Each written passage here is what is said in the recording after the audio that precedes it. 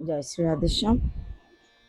শ্রীমতী রাধারানী চক্ষু উন্মিলন লীলা আজকে আমরা শ্রবণ করব। তো এ সম্পর্কে শ্রীমতী রাধারানীর জন্মের পর পূর্ণমাসী দেবী কীর্তিদার আমন্ত্রণে বিশ্ববানুর গৃহে গেলেন। সে কন্যাটিকে দেখে তিনি খুব আনন্দে আহ্লাদিত হলেন এবং তিনি বললেন, আপনাদের গৃহে যে কন্যাটি জন্ম নিয়েছে সেটি লক্ষ্মীর উপরে তার স্থান, তাই এই কন্যাটিকে আপনারা খুব যত্ন সহকারে লালন পালন করবেন। ইনি ভূলোকে তার কিছু কার্য সম্পাদন করার জন্য এসেছেন, তাই এই কন্যার যিনি স্বামী হবেন তিনি তো অত্যন্ত গুরুত্বপূর্ণ একজন, কিন্তু ভেঙে কিছু বললেন না যে তিনি স্বয়ং ভগবান। তা আপনারা তাকে সঠিকভাবে লালন পালন করুন। এর কারণে, এই কন্যার কারণে আপনাদের নাম দিক বিদিক ছড়িয়ে পড়বে ইত্যাদি অনেক আশীর্বাদ তিনি দিলেন। আপনাদের এই কন্যার যারা সেবা করবে, পুজো করবে, তাদের সমস্ত মনের কামনা পূর্ণ হবে, তারা সমস্ত অভিষ্ট পাবে ইত্যাদি অনেক কথা বললেন। তাই আপনারা উত্তম রূপে এই কন্যা সেবা করুন। কিছু সময় পর বিশ্বভানু কীর্তিদা এরা যখন মেয়েটাকে ভালোভাবে দেখলেন, তখন হঠাৎ তারা লক্ষ্য করলেন এত তো সুন্দর মেয়ে, কিন্তু তিনি তো চোখ বন্ধ করে আছেন। তাদের এই কন্যা চোখ খুলছেন না। এত আনন্দের ভিতরেই নিরানন্দ, এত সুন্দর কন্যা কিন্তু চোখে দেখছে না, চোখ বন্ধ হয়ে আছে। কত ডাক্তার, কবিরাজ, বৈদ্য আনা হল, কেউ কোনো কারণ খুঁজে পেলেন না। তবুও সবাই বিশ্বভানুর কন্যাকে দেখতে আসছে, যে এত সুন্দর কন্যা হয়েছে, তারা অঙ্গ থেকে যেন আলোর ছটা বেরোচ্ছে। হর্ষ বিষাদ দুটোই আছে কীর্তিদা এবং বিশ্বভানু। তো এই সংবাদ পেলেন নন্দালয়ে নন্দরাজা।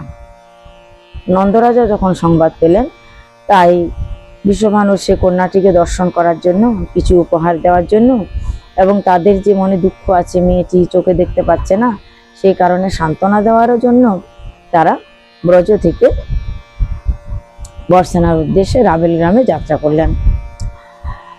সঙ্গে কৃষ্ণকেও নিলেন। রানী যশোদা অনেক উপহার নিলেন সে শিশুকন্যার জন্য। তারা যখন সকল বাহনে অনেক উপহার সমেত নন্দরাজার গৃহ থেকে যাত্রা করে বর্ষানায় বিশ্বভানুর বাড়িতে উপস্থিত হলেন, তখন তাদেরকে বিশ্বভানু স্বাগত জানালেন। নন্দরাজা বিশ্বভানুর সঙ্গে কাচারি করে চলে গেলেন। যে উপহার নিয়েছিলেন সেই সমস্ত উপহার যশোমতী নিয়ে গেলেন ভিতরের ঘরে রাধারানীর জন্য। কীর্তিদা রাধারানীকে খুব যত্ন সহকারে ভিতরে নিয়ে আসলেন। সমস্ত উপহার কীর্তিদার হাতে দেওয়া হলো। যদিও বিশ্বভানু নন্দরাজা থেকে অনেক ধনী ছিলেন, তথাপি নন্দরাজা যথা সামর্থ্য অনুযায়ী তার কাছে যা ছিল সে সামর্থ্য অনুযায়ী উপহার নিয়ে গেলেন রাধারানীর জন্য। তো কল্পভেদে রাধারানী চক্ষু উন্মিলন লীলার সম্পর্কে আলাদা আলাদা কিছু কাহিনী আছে। আমি আজকে আপনাদেরকে একটি কল্পের কাহিনী শোনাবো। তো সেই কল্পের কাহিনী অনুযায়ী ললিত মাধব গ্রন্থে যেরকম লেখা আছে, যখন অন্দরমহলে কীর্তিদার সঙ্গে যশোমতী প্রবেশ করলেন, যশোদার কোলে তো ভগবান শ্রীকৃষ্ণ আছে। শ্রীকৃষ্ণ অন্দরমহলে প্রবেশ করার সঙ্গে সঙ্গে রাধারানী শ্রীকৃষ্ণের গায়ের গন্ধ পেলেন। শ্রীকৃষ্ণের গায়ের গন্ধ রাধারানী আকৃষ্ট করল। শ্রীমতী রাধারানী বুঝতে পারলেন আমার প্রাণনাথ কৃষ্ণ এসে গেছে। তারপর মা যশোদা সান্ত্বনা দিলেন কীর্তিদাকে, আরে চোখে দেখতে পাচ্ছে না বলে কেন এত দুঃখ করছো, ধীরে ধীরে চিকিৎসা করালে নিশ্চয়ই তোমার মেয়ে চোখে দেখতে পাবে।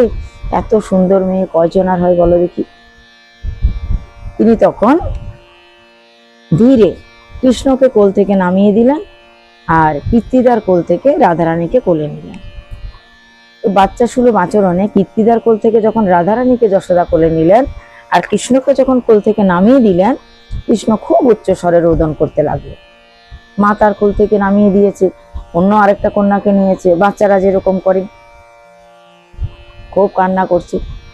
যশোমতী তখন এক হাতে, ডান হাতে রাধারানীকে ধরে রাখলেন, বাঁ হাতে তিনি তার শিশুপুত্র কৃষ্ণকে বলে নিলেন। অর্থাৎ যশোদার একদিকে কৃষ্ণ, একদিকে রাধারানী, দুজন আছে। দুজন তখন খুব কাছাকাছি এসে গেল। দুটি শিশু যখন একজন অপরজনের কাছাকাছি আসে তখন তারা সবসময় চেষ্টা করে একে অপরকে আকর্ষণ করতে, অর্থাৎ ধরার জন্য চেষ্টা করে। তো দুজন যখন যশোমতীর কোলে আসলেন, কৃষ্ণ রাধারানীকে বারবার ধরতে চাইছে, রাধারানীকেও কৃষ্ণকে স্পর্শ করতে চাইছে। তো খেলার ছলে কৃষ্ণ রাধারানীর চোখটা স্পর্শ করে দিল। কৃষ্ণ যখন রাধারানীর চোখ স্পর্শ করলেন, রাধারানী কৃষ্ণের অঙ্গের স্পর্শ পেলেন, বুঝতে পারলেন এখন আমার সামনে আমার প্রাণনাথ আছে। সঙ্গে সঙ্গে রাধারানী চোখ খুললেন। প্রথম তিনি চোখ খুলে কৃষ্ণকে দর্শন করলেন। এ হচ্ছে চক্ষু উন্মীলন লীলা। কেন এটা করলেন? যখন তিনি গোলক বৃন্দাবন ছেড়ে ভোলকে আসেন, রাধারানী তো আসতে চাননি, ভগবান শ্রীকৃষ্ণ তার জন্য ভোলক থেকে গোলকে সমস্ত বৃন্দাবনকে আনলেন। গিরি গোবর্ধন, মানসী গঙ্গা, যমুনা সব কিছু তিনি আনলেন। বৃন্দাবনের গুল্ম লতা ঘাস পর্যন্ত তিনি গোলক থেকে ভোলকে আনলেন, সমস্ত প্রাণীদের আনলেন। তবু রাধারানী বলছেন, হে প্রভু, আমি কেন পৃথিবীতে যেতে চাই না জানেন? পৃথিবীতে গেলে আমাকে কত জনকে দর্শন করতে হবে। কৃষ্ণ তখন বললেন, হে রাধে, আমি তোমার কাছে কাছে সবসময় থাকবো, তুমি সব থেকে বেশি আমাকে দেবে। রাধারানী তখন বললেন, হে প্রভু, আমার আরেকটা নিবেদন আছে। আমি পৃথিবীতে যাব ঠিক, কিন্তু প্রথম আমি চোখ খুলে যেন আপনাকে দর্শন করি। তার প্রথম চোখ খুলে যদি আমি আপনাকে দর্শন না করতে পাই, তাহলে কিন্তু হবে না। আমি ততদিন চোখ খুলবো না যতদিন না আপনি আমার সামনে আসছেন। তাই রাধারানী চোখ বন্ধ করেছিলেন যতক্ষণে না কৃষ্ণ তার কাছে আসছেন। তাই যখনই কৃষ্ণ, যেই দিনই কৃষ্ণ রাধারানীর সামনে আসলেন, রাধারানীর চোখে স্পর্শ করলেন, তার অঙ্গের গন্ধ পেল, রাধারানী নিশ্চিত হলেন আমার কৃষ্ণ আমার সামনে আছে, তখনই রাধারানী তার চোখ খুললেন। এটা হচ্ছে শ্রীমতী রাধারানীর চক্ষু উন্মীলন লীলা। আজকে এই পর্যন্ত। তার পরবর্তীতে রাধারানীর অন্নপ্রাশন লীলা আমি আপনাদের শ্রবণ করাবো। জয় নিতাই, জয় শ্রী রাধা।